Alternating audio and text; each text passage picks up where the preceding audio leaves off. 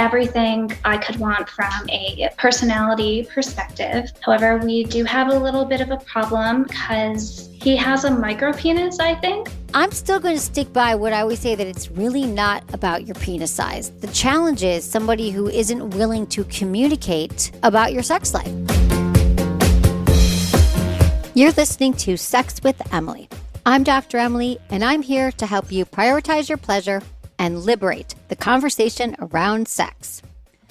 So you want sex all the time, but your partner, not so much. Well, not to worry. Today's Hotline Calls episode takes a look at mismatched sex drives and what might actually be behind them.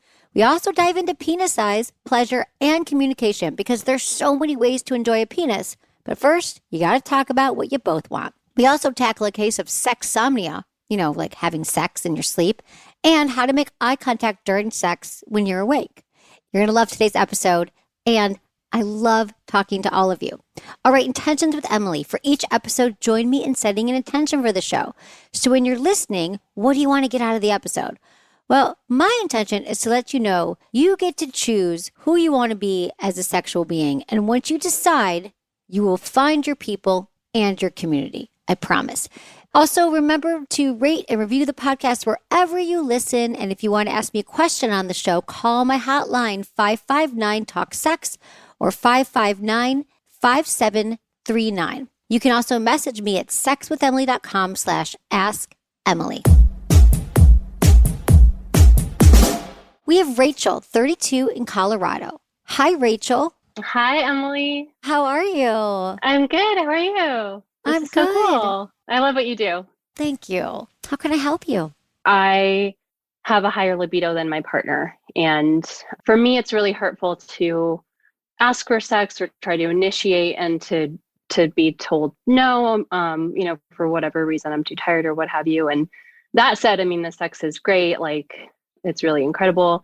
And I think, part of it is he's a little bit older than I am. And I'm kind of in my sexual prime at 32. And I understand like late 20s to late 30s is like that peak for women. And he's 41 and he's also on depression medication. So that's an aspect of it. So lots of factors, but at a high level, but the difference in libido is what I wanted to chat about. Yeah, that is a big one. And they often say, you're in your late 20s, early 30s. Late 30s is when you have a high sex drive. It varies from person to person. But you know yourself. This is where you are. And his libido isn't matching yours. That's what's going on right now. And you have been with him for 6 months, you said? 6 months, yeah. We were friends for a couple years, and we're actually long distance. So when you do see each other, because usually a lot of times long distance is like, we are together for a weekend or a week and we're having sex the whole time, I know. Have you talked to him about it? Definitely. The communication is so good. In the beginning of the relationship, he was like, ideally, like he really was interested in starting to talk about sex pretty quickly. Great. Initially, I was a little bit resistant because I was like, I really want to like develop the emotional piece of the relationship before we go there.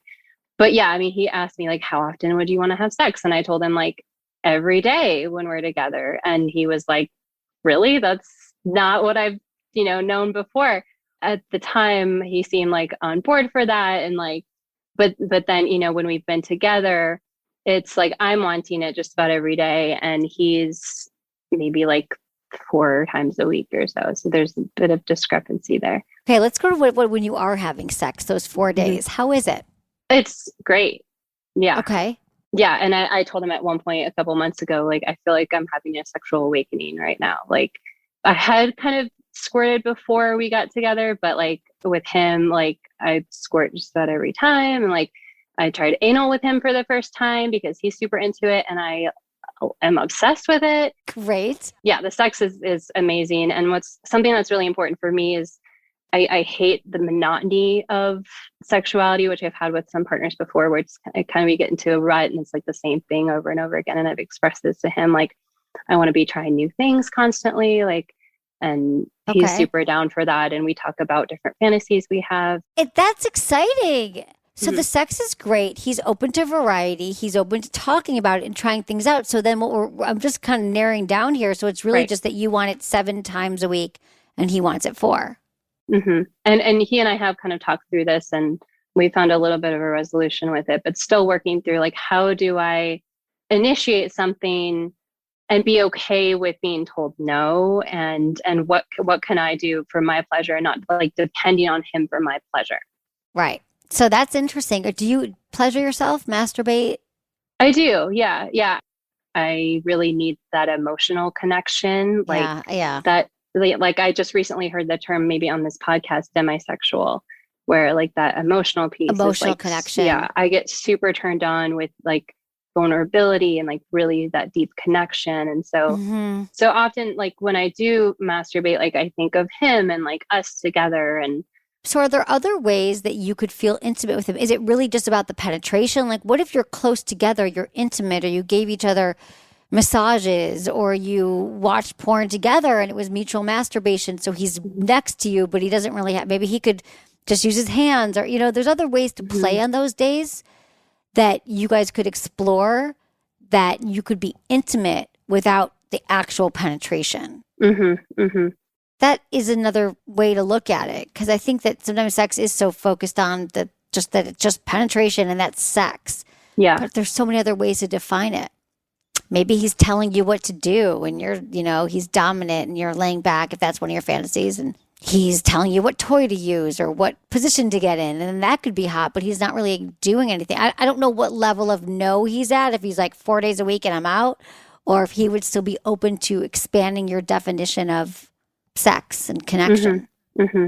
I definitely think that's something for me to think about and kind of talk through a bit more with him. Like, Yeah. what else can we do that's not the whole ordeal of like the foreplay and the penetration Yeah. and the after sex? It's a Yeah, the whole lot, deal. so that I would definitely talk to him about that, because he sounds like he's open. But the other part that I would drill down to now is that you feel rejected when he doesn't want sex. So it's like almost like you're taking that to mean that part of you isn't lovable or worthy, or he's going to reject you. Like, it feels unsafe. I don't want to put words in your mouth. Yeah, I take it personally. Yeah. You take it personally. So that might be something to look at too, because if this is going to be your partner, or with any partner, is that something that's familiar to you? Has that happened in other areas in this relationship or other areas in your life?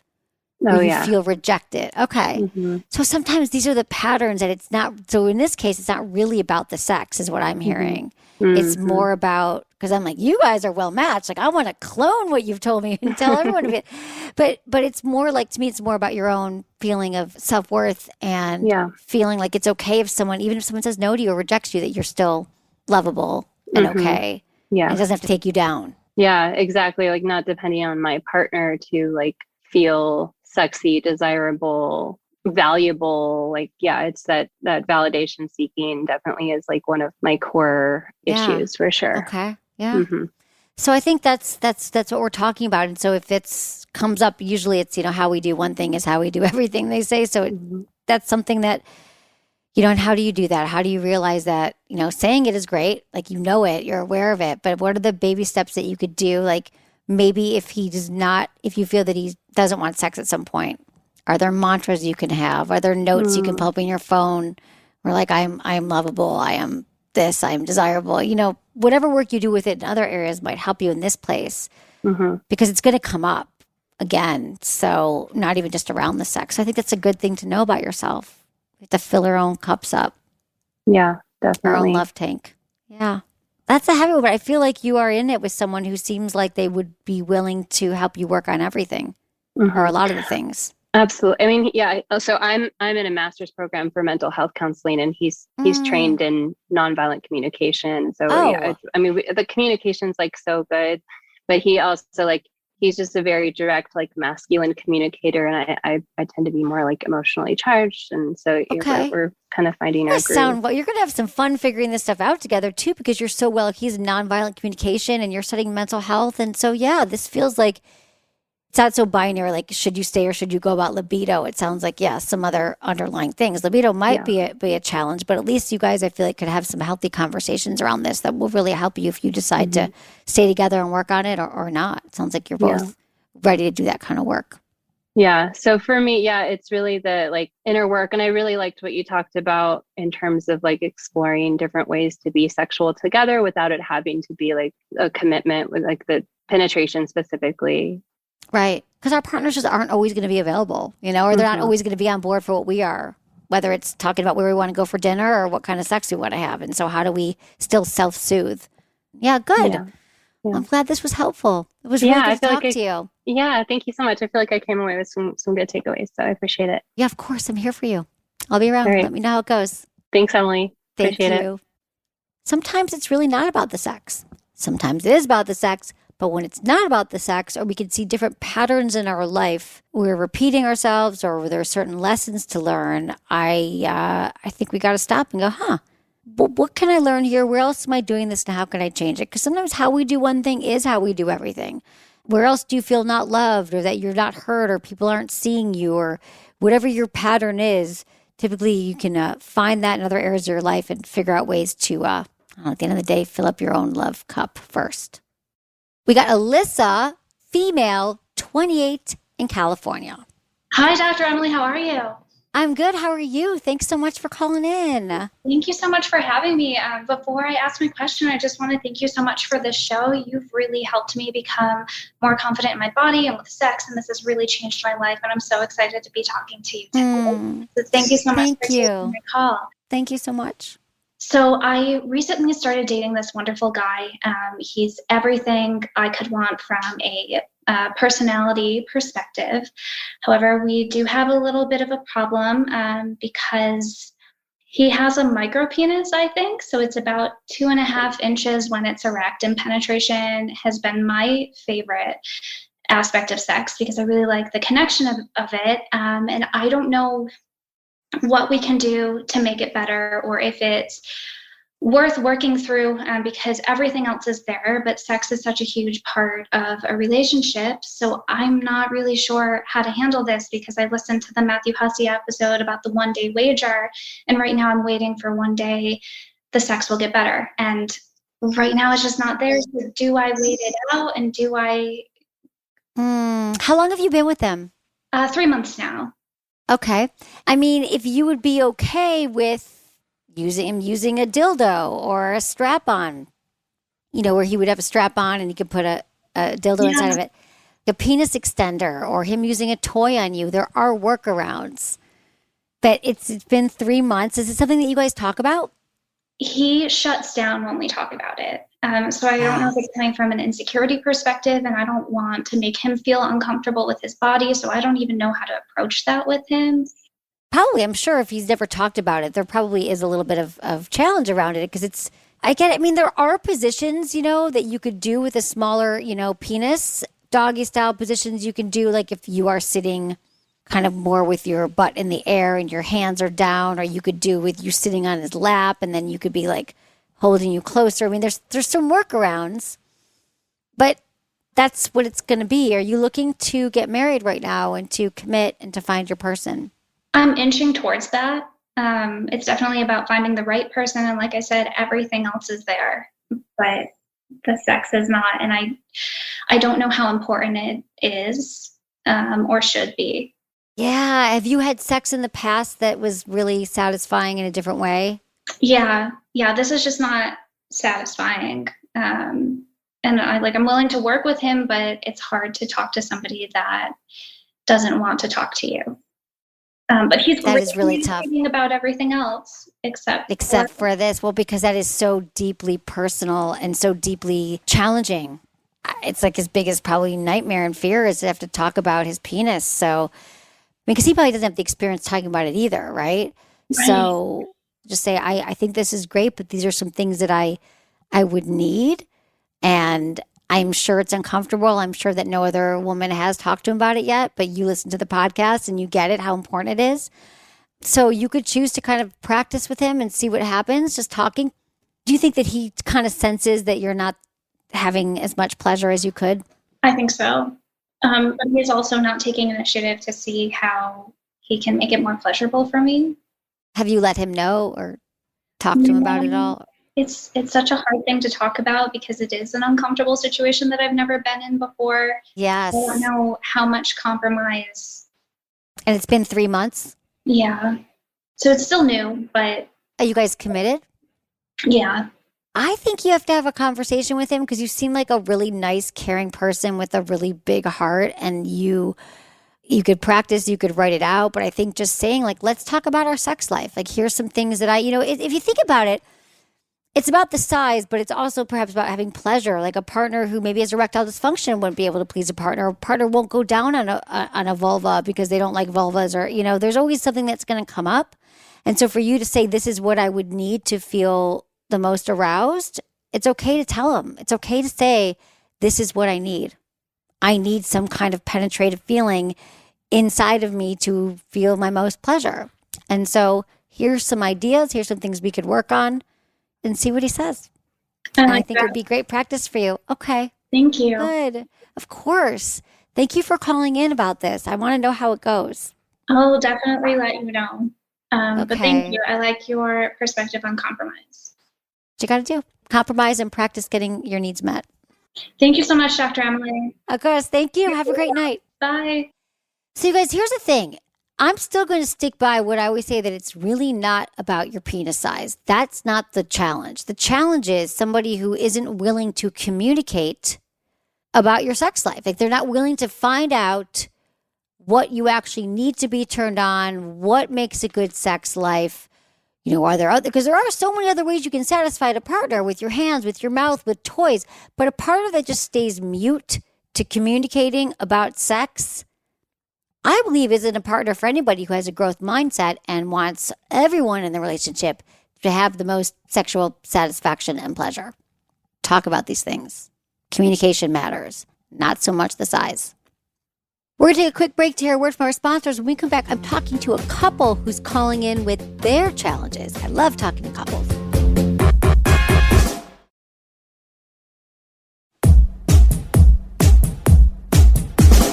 This is Daniel. He's a male. He's 31 in Texas.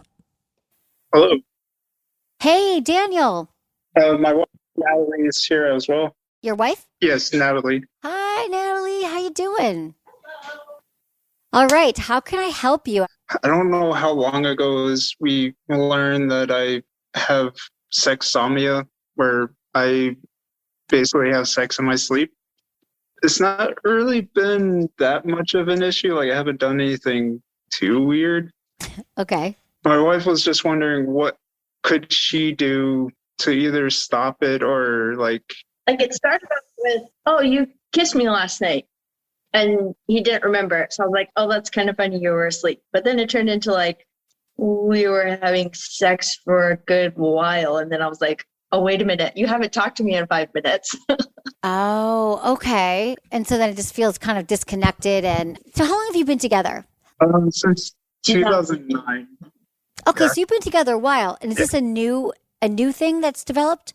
Well, we only learned of it because I told her about a dream I had where I was like almost playing a video game of fingering, and that I was about to level up or something. And then she said, oh yeah, you actually did that. That might have been a year or so ago. And then it's Okay. not consistent at all. Like, I don't know what triggers it or anything. It's just Has anything changed? Are you taking medication? no medication, nothing. You have a 2-year-old and a 3-year-old. That's a big change. Yeah, I would say that is a change. I guess, yeah, it'd be only I'm more mentally tired than usual, but that's I guess Okay. the only difference I noticed. And how often is this happening? Definitely not regular, but maybe it's happened 5 times in Okay. I don't know, a year and a half. Okay. Is it scary for you when it happens? Well, I guess the very last time that it happened, yeah, I definitely just didn't feel that great about it. But I just stopped. And Okay. And it's then I think also- turning on the light woke him up. You could see a sleep specialist, because I think a sleep specialist might be able to help you with this more. They do say you could take medications, but I just don't love taking medications Yeah, for I something don't that either. isn't. No, I don't like that either. So maybe you guys could establish some kind of code word, or you have your phone by the bed. You could flash a light in his face. Could you wake him up when it happens? You said that is there a shaking or Well, water? they I tried don't know. to That talk sounds to me awful. during, but nothing usually. Yeah, goes the in. extent that I can think of in the moment is just, are you awake? And then no answer. Are you awake? No answer. So then I just stopped. These are the kind of things where if you like went to see like someone who specializes in sleep, you could start to document like what was I eating that day? How many hours of sleep did I get? Was there anything else that happened, you know? And how's your sex life when you're not sleeping? It's getting a lot better since I've or listening to your podcast. Oh, good. I'm Yeah, so glad to hear I that. haven't listened to as many. We started on a road trip. So yeah. I've listened to, Oh. like 6 hours? And then Oh my I- God, that's yeah. so many couples tell me that. They're like, we listened for 12 hours on a road trip. I'm like, great. It's like therapy in the car. Yep. That's fun. Natalie, how do you feel when this happens? Do you feel upset by it? Or are you like, really? I got to go back. I got to wake up the kids soon. Like, how do you feel? Yeah, that last time really got me. It was weird. Replaying what had happened back to him, I realized, there were like so many red flags, and it took me such a long time to figure out that something was not right. Well, you got woken up in the middle of the night, though. Like, I think that if I got woken up, who would know in the middle of the night you're sleeping, right? You were sleeping. It's not your fault that you didn't know. I wouldn't know. I Right. mean, when someone wakes me up, I don't know what I'm doing, right? I could do the same thing. That's why Yeah. we don't really know when it started because it could have been years of happening that. Well, you would know, though, Natalie, right? If it's been happening for a while. Yeah. Or do you think, oh, all those times we had sex? Because you do have sex when you're not sleeping, Yeah. right? So Yes. you kind of know the difference. Yeah. I think you also say I'm different, that I'm like more rough or I do things that I normally don't do. Like, not say anything. He doesn't say anything. Yeah, I'm usually more vocal and like talking to her, making sure she's enjoying it and whatever. But yeah, I guess I don't talk in my sleep. So if it's something that you're afraid of, I would definitely talk to like a specialist who could track it for you and kind of figure out, you know, they don't really know why people have this, you know, and I did, you know, they don't. Parasomnia, sexsomnia. Yeah. Is there something that would wake him up? The last time it happened, she turned on the bathroom light. That's woke me up because she never like usually gets up in the middle of the night. So plus I'm like hyper aware of the kids being awake. That wakes me up, like just like something out of the normal. But I do have an alarm clock that has a bright light on it that you just have to hit a button and it turns on. So you think that would wake you up if she tapped that button and the light went in your face? Is that something that you, Natalie, could kind of figure out to do if that happens? It'd be worth a try. But Try it, and then you guys could kind of figure out what were we doing last night? What time did we go to bed? You could start tracking it on your own. right. One time I had a class, I was like, I had to write down my dreams, and I was like, I never remember my dreams. And then once we had to do it, it's like I remembered my dreams. It became part of it. So now that we're talking about this together, I feel like we kind of have a plan now, and you'll be able to discern it right away. I'm more worried I'm going to do something that's not like we don't do anal, but I'm afraid that my sleep side will do that. I mean, Natalie, do you have any fear around that? No, because I think even in our awake sex, we're always working on that communication. We're not like constantly talking to each other every second, but like checking in and stopping for a loo break or. I think that she'd be able to stop you before you went in for something painful. Sounds like you guys are on the same page here. Yeah. You got this. I'm not really worried about it. Maybe you could just update me and let me know when it happens again and start to just write it down and track it. Okay. Okay? All right. Thank you for listening and for being a part of the show. I appreciate it. Thank you. Sexsomnia. Now, not that I've been with partners who wake up and have sex, and it's not this isn't something that I haven't heard about before, but usually we know. We know when someone's doing it, we can kind of tell. But in this case, not so much. So I think if it is something that you have some fear around, there are sleep specialists. We did a great show with Michael Bruce, Dr. Bruce. You can check out that episode. I love that the couple, that they're listening to the podcast together, you guys. I can't recommend it to couples enough. I know it's been really helpful for so many couples over the years. And I just appreciate everyone calling in and being real. And I love talking to couples. So please, if there's a couple that want to call in, I am here for it. Okay, we have A. She's a female and she's 28 years old. Hi, Hi, how are you? I'm good. It's so fun to see you and talk to you, and thank you for your podcast. Of course, I'm here for you. How can I help? What's going on? So I've been sort of sexually active before, like with hand jobs and low jobs and all that fun stuff, but I've never actually had penetrative sex. Okay. I've also realized this year why I've kind of stopped myself from that. So like it's been a huge relief to kind of find out.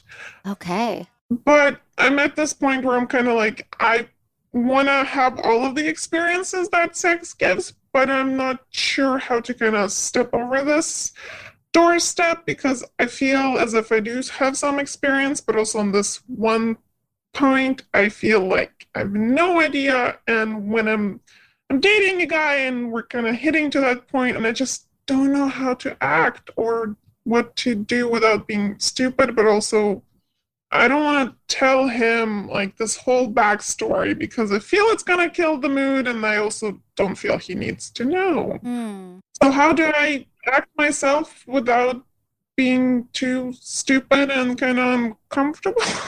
At age 28, I also feel a little bit like there's something wrong with me having not jumped over this one thing. Hmm.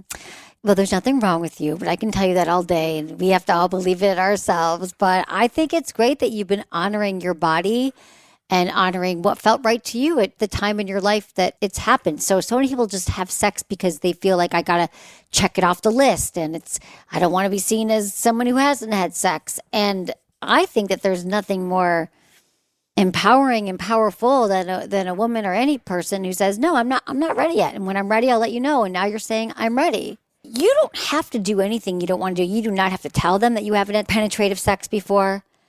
But maybe you're thinking, well, they're going to know because something weird's going to happen. Well, here's another way to reframe it. I hate the term virginity. I think that it's just something that's like a holdover, like you give someone your virginity and you lose your virginity.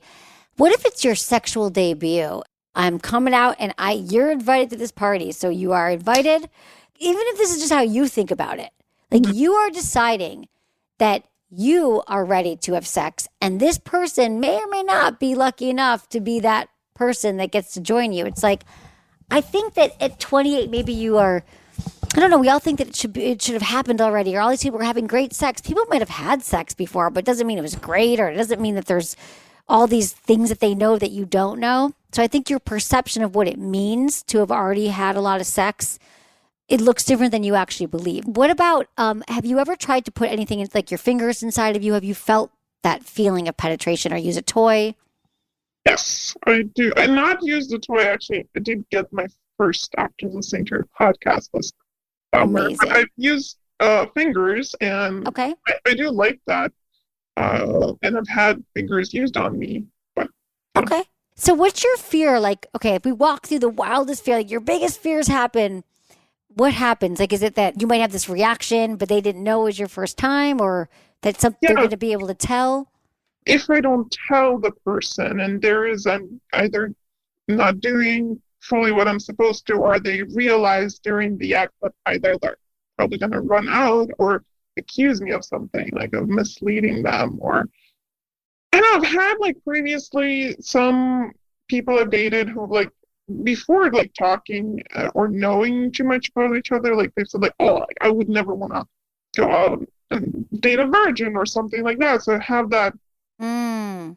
being that is a bad thing. So you're already there intimate with a person and it's already like nerve-wracking. I suppose that the person that would react and say, oh, really? Or that's weird, that's strange, you'd be like, well, you just got your invitation taken away. But the person that's like, yeah, oh, wow, okay, that sounds really cool. I'd love to be a part of that. Mhm. You know what it means? Like you had one person or a few people say something to you, like, I wouldn't want to be with a great. Well, then they're not your person. Do you know what I mean? I think this expectation that it's everyone thinks that, which we all do that. We hear something once and we're like, well, every person's going to think this about me. It's just not true. Because you'll find a kind, open, passionate lover who says, okay, all right, well, thanks for telling me. Let's make this great for you. And I would want that for you. I want you to have a good experience, and I want you to be with someone who's honoring that experience for you rather than it. Because I still think that it's going to be something that's going to be a big deal for you. And maybe emotional, maybe not, but you don't want to have to not show up as your authentic full self during an experience that's for you. Mm-hmm. And that's why I would say I would try to at least find someone that is on the same page as you. Would you then talk to them about this like when you're making out and it's sort of leading to something, or a conversation beforehand? It depends on the person. I think it's always great to talk about it beforehand, but I do feel that you are having these situations with people where you think it's going to be more of a one-off experience and not someone that you are.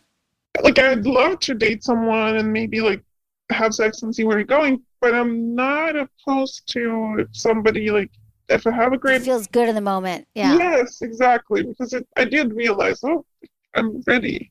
There's going to be a lot of people around who are going to want to be with you. And I think just if you could just have that moment where I'd like to, maybe I'll see this person twice. Like make sure that you want to see them again.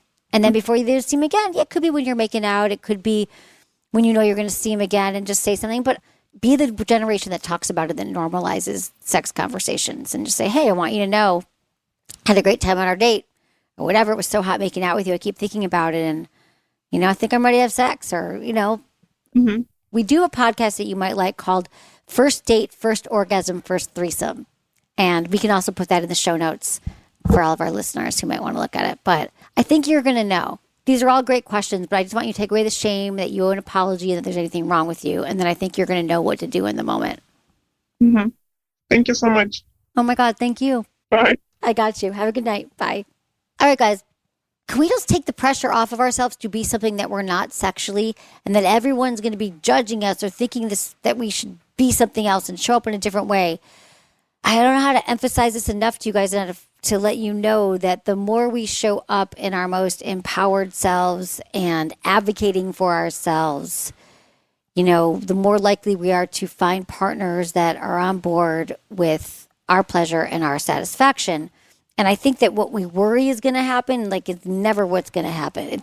It's just, I think that we're all still living as like scared little fifth graders that people are going to tease us like they did in fifth grade or something. And we are adults and we're making adult decisions with people who hopefully can kind of handle our emotions and be there and show up for us. And just think about it. Like, don't you want to be having sex with someone that you would want to be your friend as well? Like someone you can rely on if something goes wrong, or if you're having an emotional challenge or you need help with something, or just be kind, be with good people. Like a good person and a kind person is gonna cherish and honor your decision to become a sexual being when you're ready and not when the rest of society thought you were ready. And I think that is a huge act of strength and independence, and it's sexy.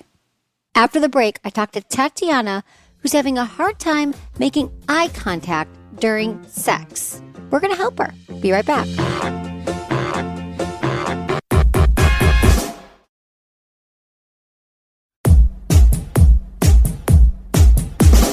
Okay, we have Tatiana. She's a female and she's 19 years old. Hi. So tell me what's going on. The question was about eye contact during sex. And that is a big thing for me. Okay. It's so intimate to make eye contact with another person, especially in a really vulnerable moment when you're having sex. So just know that you are not alone. I don't know how much sex, you're 19, so it's not like you've been having sex for years and years. No, this is my first. Okay. And so is it something that you noticed you can't do it, or did your partner bring up, like, why aren't you making eye contact? No, he never brought it up. I noticed it. I'm very self-aware, so I noticed everything that's going on. And I was like, I'm so in love with him and I don't have any other confidence issues with anything. I can stare at him in any other moment that we're together, but it's just during that specific moment where I look at him, but when I do and we lock eyes, I kind of just get a little like nervous and I'm like, okay. And I kind of lose my confidence for a second. Okay. So, Do you ever make eye contact with him outside the bedroom? oh yeah, all the time. Okay. Like we're very, yeah. Yeah. How long have you been with him? Almost 2 years, I think, or something That's a like long that. time. Okay. So you feel safe with him. He's your guy right now. Yes. Have you ever let him know that this is something that you feel nervous about? I don't think I've actually like addressed it to him. I think in the moment I've been a little like giggly, or he sees that I get a little awkward, but I know he finds that really cute, like my innocence and just how I get a little like caught off guard. Right. But I don't think I've actually been like, hey, I have trouble looking at you while we have sex. So what happens? Do you know what's happening? If we can take you back for a moment. Do you know what's happening in the moment? I think it's more of like I just want to see how he looks and how he feels in the moment. And then I'm also like, I hope it's not awkward. I want to see if he's just kind of to check up or see how he's feeling. And then sometimes I get a little just And then he looks scared. back at you. Maybe sometimes he doesn't. Yes. Yeah. Oh no, he does. And I can see him looking at me from my like peripheral vision, or when I'm not looking at him, I could see him looking at me like the whole time. I think he has very intense. He maintains intense eye contact with me, and I see that and I know it. So I think that makes me more intimidated.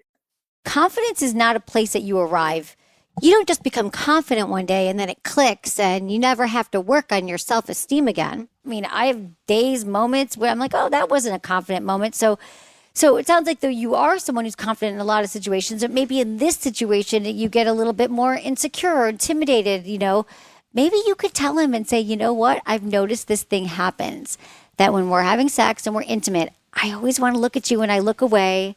Because sometimes when we call it out, like you could be having sex, you could look away and he could be like, look at me. If he sticks with you in that moment, and even if you look away again, you kind of take away the individual experience that you're having around it. It becomes about both of you, which that's the thing about eye contact. I think there's like a knowing when you really do connect with someone that's like, this is our moment. And so he wants to have that with you. And then there's something that's happening. We don't know what, but you're like, this moment is too much for me. But yet in all other ways, you're really committed to him, it sounds like. Oh, absolutely. So instead of it being something that you're struggling with on your own, you could take the power away from it, or the charge, by talking to him about it. I can definitely talk to him about anything. And I have before. I guess I just haven't with this. I don't know why. I guess I've just been trying to work on it on my own. Or I'm like, okay, I know I can kind of do this. But I think maybe it's getting better, but I still get kind of giggly. Or when I look too much at him, I kind of get a little just like, I kind of just, you could also, get a little. Yeah, I mean, but see, that happens sometimes. I mean, that just means that you're still, into him, or it's bringing something up for you. There's also great practices. You could practice looking at each other when you're not having sex. Like I've even done, group trainings where you had to like turn towards someone next to you in the room and you had to stare into their eyes for like 5 minutes or something, or 3. And it was like, oh, wow. And then I turned and it's uncomfortable at first, but you just keep going because that's our exercise. And there's actually some intimacy experiences for couples that say like to just sit on the bed or wherever, sitting on the couch and just turn towards each other and just say, let's try to stare into each other's eyes for a minute or two. And even if you giggle then, you'll start to kind of build up your eye contact resistance. Absolutely. Yeah. I definitely should do that more. Yeah. Cause I don't think I've really focused on it except for at that moment. So yeah, I'll definitely mention it to him. I don't know why I haven't before. Whenever I kind of let my guard down or I feel a little intimidated, then it kind of interferes with the act and being in the moment. And then I get a little shy, and then it kind of leads to me getting awkward verbally. So I won't be as verbal as I want. Okay. During sex, you mean? Yes. What you believe, Tatiana, is if you're looking at him in a way that's confident, then you'll be able to ask for what you want more efficiently, or be talked dirty, or is that what you're saying? Yeah, I think that's what I'm feeling. I think I need to, in order to kind of figure it out, I need to start with the eye contact and be able, and then also the other thing is that I will have the eye contact for a moment. And then when I'm being verbal during sex, I can't do both of those at the same time. But that's okay. I think you have a lot of expectations on yourself. That is a practice for two also. I don't know. And you say that he's staring at you the whole time, but how do you know? Is he really like, there's ways to look like you're looking, or maybe he's looking above. You're not looking at him, so you don't know.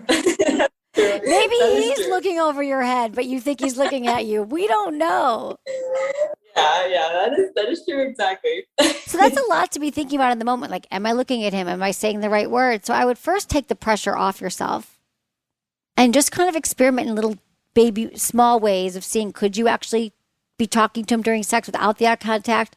Could you do the eye contact and maybe not talk, and then just kind of start to play with them? You'll move past this. No, absolutely. I just think it's all practice. It's either by yourself or communicating with him. Mm-hmm. That's what I feel for absolutely. you, Tatiana. I feel good about this. I feel that way too. Yes. Oh, thank you so much for calling in. I appreciate it. And thanks for getting in touch. Yeah, absolutely.